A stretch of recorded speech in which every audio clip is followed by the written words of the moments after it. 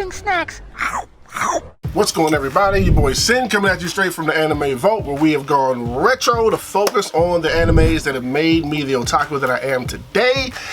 And today we're going to talk about 1988 Crying Freeman. So let's just start at the beginning of why this one has stuck with me throughout the years. Once again, blame it on my Uncle Leonardo. At an age where I should not have been watching this, he gave it to me on VHS. Hey, nephew, check this one out. You like Physical North Star? How about this one? Cool. Take it in the room, watch it. Violence, I expected coming from him. All the sexual stuff in it, did not see that coming. So I think the reason why it stuck in me all these years, just because it's probably the first one I've ever seen like that with all the sex and violence in it. And a butt-naked dude going around killing people in some very extreme, brutal ways. Like, it just, with a tattoo on, just that image just stuck with me. It's always just been there with me through the years. So that's pretty much why. Now, as to what Crying Freeman is about, for people who don't know, there was a guy, he was an artist, he did pottery, he was very, very popular, and one day at an exhibition of his, somebody happened to drop some film in one of his jugs or whatever, and for some dumbass reason, he decides to develop it and see somebody getting murdered on it, and call the people up and say, hey, I'm gonna rat you guys out to the police. How do you think that went for him? Pretty good. Yeah, didn't kill him, but they kidnapped him, went through action puncher, brain techniques, whatever, and turned him into a badass killing machine. And whenever he kills somebody, he cries because it's not something he wants to be doing, and so she's forced to do it every time he kills somebody. Then one day on a job, she's a lovely lady doing some painting in the park, and she witnesses him kill somebody. And of course, he has to go kill her because can't be no witnesses. She happens to be a virgin, happens to be her birthday. He comes in the house to kill her in the middle of the night. Oh, well, you know, he's a virgin too. So they pop their cherries together. He starts having feelings for her and brings her into his world, and they start doing the whole mafia thing together. Pretty much, that's just a blanket version of how this anime goes. The question is, does it stand up to the test of time? What y'all think? Fine. I'm saying yeah. This thing is garbage. I'm sorry, it just does not stand up to the test of time. Fortunately, there's really no intro. This is a 6-episode OVA, so we're just gonna skip past the intro and whether it's still fire and move straight on to the characters themselves.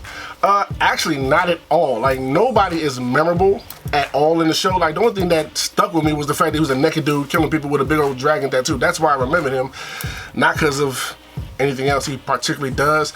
And the show does a terrible job of making you care about anybody in the show. Like, every episode feels like it should be more than one episode. Like, there should probably be at least 12, and there's so many. Just when a scene transitions to another, it feels like you missed something that you were supposed to already know, kind of deal. And it just makes it really difficult to try to care about anybody in the show, whether it's him, his wife, or just his very big niece, cousin, whatever they want to call her in the show, whatever. It just, nobody stand up. And I really tried, and it just wasn't working. How does the action stand up and the drama stand up with this being like an action drama?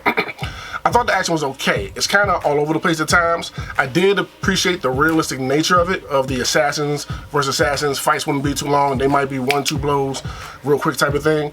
But then another scene, you'll get something that's just out of left field, like somebody shooting up a whole room of people with one clip and they're all over the place. How do they all get, like, it's just things didn't match up to me as far as the action wise. Sometimes it hit, sometimes it missed, sometimes it was just weird. As far as the drama, I think the same thing with the characters, how I still feel like these episodes should have been at least 12 to 13 episodes to really spread out the drama and get more into it. It just didn't hit. It just made it so hard to care about what was going on in the story because it just became difficult to follow because it just feels like it's so many missing pieces. Overall, the show is just all over the place to me. Like, nobody knows what he looks like, but they seem to know what he looks like and know how to find him. Nobody knows his organization, the One-Way Dragons. They're this secret, mysterious organization nobody knows what the base is, but they seem to know how to track y'all down very easily and kill y'all members.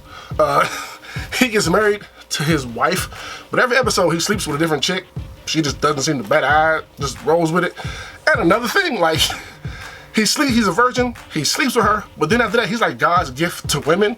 Like, there's no learning curve here or nothing. You just knocking them all down like that. Like, this just, something just didn't feel right. I'm just saying, like, it's just a little off to me.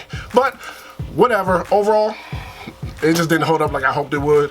Let me know what y'all think Do y'all agree that it didn't hold up? Have y'all even seen Crying Freeman? I don't hear a lot of people talking about Crying Freeman. I think that might be one of those ones that was like specific to like me and you, Gage. Like, I don't know, never hear that brought up in conversations. But if it is, let me know if you've seen it before and what you thought. With that, I am Sin, and I'll check you later.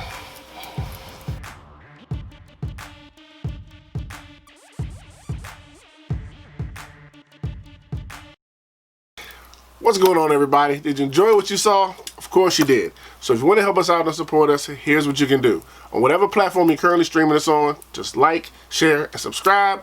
Then head over to patreon.com/loading snacks and become one of our patrons there.